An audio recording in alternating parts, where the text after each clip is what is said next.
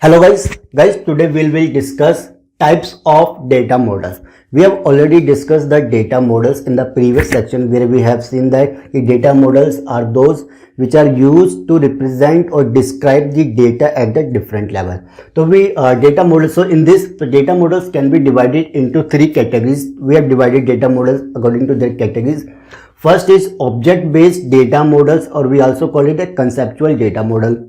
Second is a record based data model or representational data model, and the third is physical data model, or we also call it a low level data model. In the object based data model, we describe the data at the low level and the user level. In this, we describe their constraint of the data implicitly. Okay guys, and in the record based data model, it is used to describe the data in the fixed format, and it works on the conceptual level. It is between the user level and the physical level. Okay, it is a middle level, we can say. In the physical data model, we describe the data's indexes, their paths, how it is going to be represented into the memories. Different things are done with the physical data model.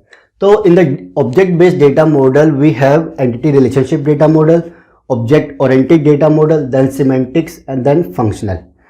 In this record base, we have hierarchical data model, network data model, and the relational data model. In the physical data model, we have unified model and a frame memory model. So guys, these two models, that is entity relationship model and the relational data models, we have these all two models in the deep. So we will discuss this model later, but we will discuss object oriented data model, hierarchical data model, network data model. We have this portion not in a deep, but we will take their introduction, what are exactly they are.